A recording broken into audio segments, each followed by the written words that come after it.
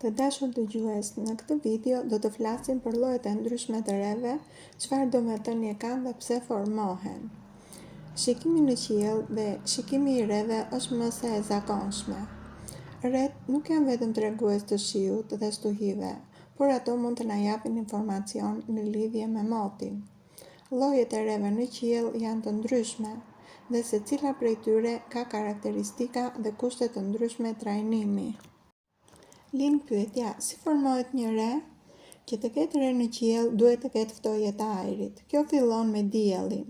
Kur rezet e diellit ngrojnë sipërfaqen e tokës, ato gjithashtu ngrojnë edhe ajrin përreth.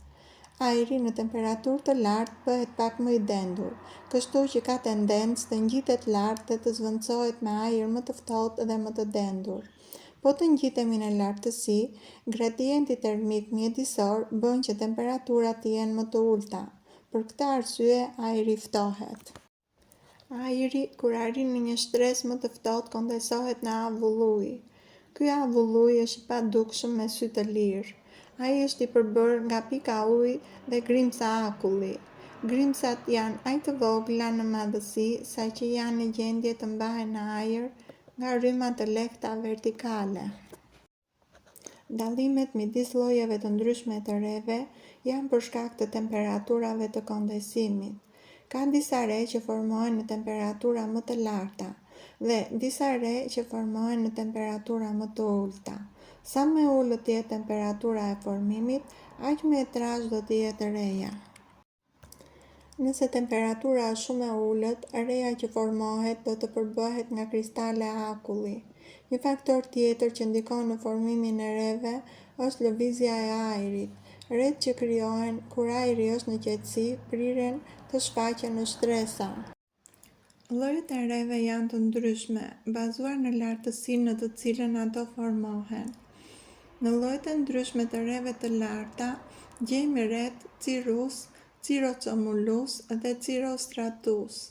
Te ret mesatare gjejmë ret altocumulus dhe te ret e ulta gjejmë ret nimbostratus dhe stratocumulus. Ret cirrus janë re të bardha transparente pa hije të brendshme. Ato shfaqen si bishtat e kalit. Ato nuk janë gjë tjetër veçse re të formuara nga kristale akulli për shkak të lartësisë në të cilën ndodhen. Ato janë si filamente të gjata dhe të holla që kanë një shpërndarje pak a shumë të rregullt në formën e vijave paralele. Duke parë qiellin, ai duket si i pikturuar. Nëse i gjithë qielli është i mbuluar me re cirrus, ka shumë të ngjarë që në 24 orët e ardhshme të përjetohet një ndryshim i papritur i motit. Zakonisht këto re tregojnë ndryshime të uljeve të temperaturave.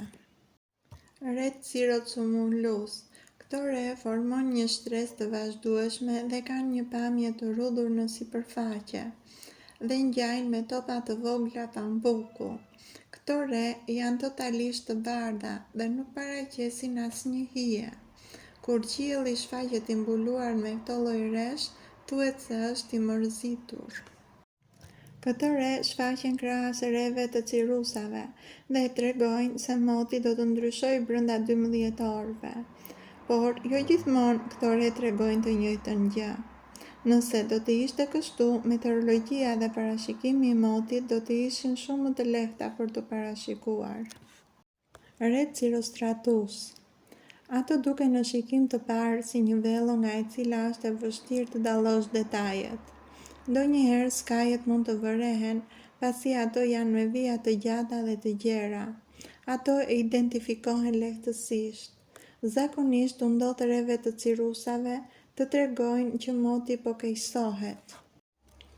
Në llojet e ndryshme të reve të mesme gjejmë ret altocumulus, që janë re me madhësi mesatare dhe me një strukturë të çrregullt. Këto re nuk kanë dallgëzime në pjesën e tyre të poshtme. Ret altocumulus tregojnë se moti po keqësohet, po fillojnë shirat ose stuhit. Ret e shtresës së lartë. Këto janë re me shtresa të holla dhe në disa zona më të dendura. Në shumicën e rasteve Dielli mund të shihet përmes mbulesës së reve. Pamja është e ngjashme me njolla të çrregullta. Ato paralajmërojnë shi të imët për shkak të rënies së temperaturës. Ret e ulta, nimbostratus. Këto re janë më afër sipërfaqes. Ato shfaqen si një shtresë e rregullt gri e errët me shkallë të ndryshme të errësirës. Kjo ndodh sepse densësia ndryshon në të gjithë ren. Këto re tregojnë shirat në pranverë dhe verë. Ret stratocumulus. Këto re kanë valësime të ngjashme me cilindrat e zgjatur. Ato gjithashtu kanë disa dallgë në hije të ndryshme gri. Rrallë ndodh që këto re të sjellin shi. Shtresat. Këto re krijojnë një mjergullim gri dhe nuk lejojnë të shohim struktura të qarta dhe kanë disa shkallë të ndryshme errësire. Gjatë muajve të ftohtë, ato janë në gjendje të qëndrojnë gjatë gjithë ditës, duke i dhënë peizazhit një pamje të zymt. Kur vjen pranvera, ato shfaqen herët në mëngjes dhe shpërndahen gjatë ditës. Këto re tregojnë mod të mirë. Ret zhvillimi vertikal. Këto re paraqesin shkallën masive të madhësisë të rreshjeve të shiut. Ret kumul. Këto re kanë një pamje të dendur dhe hije shumë të teksuar deri në bllokimin e diellit. Janë re me ngjyrë gri. Baza e tyre është horizontale dhe pjesa e sipërme ka zgjatje të mëdha. Ret të kumulit korrespondojnë me motin e mirë me pak lagështirë në ambient dhe pak lëvizje vertikale të ajrit. Këto re janë të afta të shkaktojnë rreshje dhe stuhi. Ret cumulonibus. Këto janë ret më të mëdha me pamje masive dhe me zhvillim të madh vertikal. Janë me ngjyrë gri dhe mbulojnë plotësisht diellin. Këto re janë tipike për të sjellë stuhi dhe madje prodhojnë edhe breshër. Ret e errta dhe të stuhishme. Ret e stuhisë janë të errta për shkak të densitetit të tyre dhe aftësisë për të bllokuar rrezet e diellit. Ekzistojnë lloje të ndryshme të reve të stuhisë, të tilla si cumulonibus dhe nimbostratus. Format e reve mund të na paralajmërojnë për ndryshimet e motit disa orë përpara. Stuhit ndikojnë në temperaturën, cilësinë e ajrit dhe mund të gjenerojnë shkarkime elektrike. Ret e errta janë shpesh një tregues i qartë i ndryshimeve të motit. Gjatë historisë, njerëzit kanë mësuar të interpretojnë formimin dhe evolucionin e tyre për të parashikuar fenomene të tilla si shirat e dendur, stuhit dhe uraganët.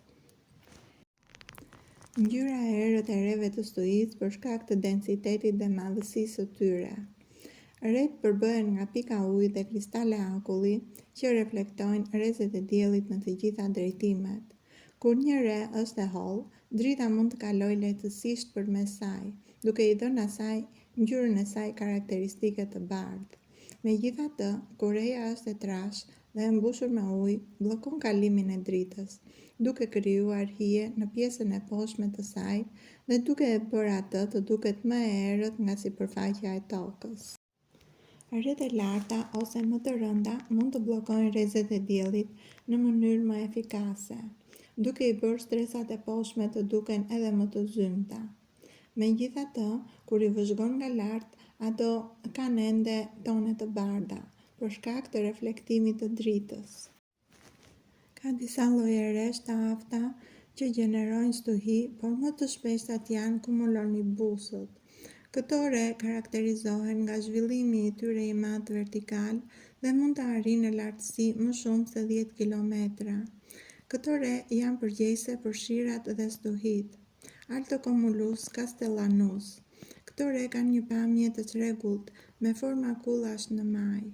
Prania e tyre është një tregues i qartë i paqëndrueshmërisë atmosferike dhe formimit të mundshëm të stuhive në orët në vazhdim. Nimbostratus. Këto re, edhe pse jo gjithmonë shoqërohen me stuhi të forta, janë të dendura në ngjyrë gri dhe janë përgjegjëse për rreshjet e zgjatura dhe të vazhdueshme. Që nga kohët e lashta, vëzhgimi i rreve ka qenë çelësi për parashikimin e motit. Disa të dhëna të rëndësishme janë rreth Cirrus, që lëvizin nëpër qiell, zakonisht janë pararendës të ardhjes së një fronti të ngrohtë dhe shiu të mundshëm për 24 deri në 36 orë. Floccus Altocumulus. Këto re të vogla dhe të rrumbullakosura mund të tregojnë paqëndrueshmëri dhe formimin e stuhive. Formimi i cumulonibusit. Nëse këto re zhvillohen me shpejtësi, kjo është një shenjë një stuhie të afërt. Stuhit jo vetëm që sjellin shi dhe era të forta, por mund të ndikojnë dhe në temperaturën dhe cilësinë e ajrit. Kalimi i një stuhie zakonisht gjeneron një rënje të temperaturës si rezultat i ajrit të ftohtë që zbret me shpejtësi nga maja e res. Dukuritë si rrezet dhe shkarkimet elektrike mund të gjenerojnë ndryshime në ionizimin e ajrit, duke ndikuar në njerëz të ndjeshëm që vuajnë nga dhimbje koke para një stuhie. Të kuptuarit e formimit të karakteristikave të rreve të stuhisë është çelësi për të parashikuar ndryshimet e motit. Vëzhgimi i llojeve të ndryshme të rreve dhe evolucioni i tyre në qiell na lejon të përgatitemi më mirë për ngjarjet e pafavorshme të motit, duke i kushtuar vëmendje sinjaleve që na japin rreth, ne mund të dimë më saktë se kur të presim shi, stuhi apo mot më të ashpër. Rret ylber. Rret ylber shkaktohen nga difraksioni i dritës në pikat e ujit ose kristalet e akullit. Ky fenomen optik vërehet në rre të holla si Altocumulus dhe Cirrocumulus. Për t'i parë më mirë këto re, rekomandohet të përdorni syze të polarizuara. Rret ylber kanë krijuar magjepsje në mbar botën për aftësitë e tyre për të shfaqur një gamë unike ngjyrash në qiell. Ky fenomen optik, edhe pse i rrallë, ka një shpjegim shkencor magjeps që e bën atë një spektakël të vërtet natyror. Gjithashtu i njohur si rret ylber, rret e ylberta shfaqin ngjyra pastel që të kujtojnë efektin e një njolle vaj në ujë. Shfaqja e saj varet nga faktorë të veçantë, një prej të cilëve është madhësia e grimcave që ato janë të përbëra. Rret ylber janë formacione resh me nuanca shumë ngjyrshe të shkaktuara nga difraksioni i dritës përmes pikave të ujit ose kristaleve shumë të vogla të akullit. Ato mund të vërehen në lloje të ndryshme resh, si për shembull Altocumulus, Cirrocumulus dhe rret thjerza. Që të ndodhë ky fenomen është thelbësore që pikat ose grimcat e akullit të jenë në madhësi shumë të ngjashme dhe të ndodhen në një zonë të qiellit ku rrezet e diellit bien në një kënd të caktuar. Ky kombinim lejon devijimin dhe ndarjen e ngjyrave, duke gjeneruar efektin karakteristik të ylbert. Fenomeni i ylberit ndodh për shkak të difraksionit të dritës. Është një proces në të cilën valët e dritës përkulen duke kaluar nëpër grimca me madhësi të ngjashme me gjatësinë e tyre të valës. Tek rret, kjo është për shkak të pikave mikroskopike të ujit ose kristaleve të akullit që shpërndajnë dritën e bardhë të diellit në një gamë ngjyrash. Ndryshe nga ylberi, i cili është për shkak të përthyerjes së dritës, në rret e ylberta ngjyrat mund të shfaqen kudo në qiell dhe nuk kërkojnë praninë e shiut. Në varësi të densisë dhe trashësisë së rreve, ngjyrat mund të renditen në breza paralel ose të përzihen në një model më kaotik.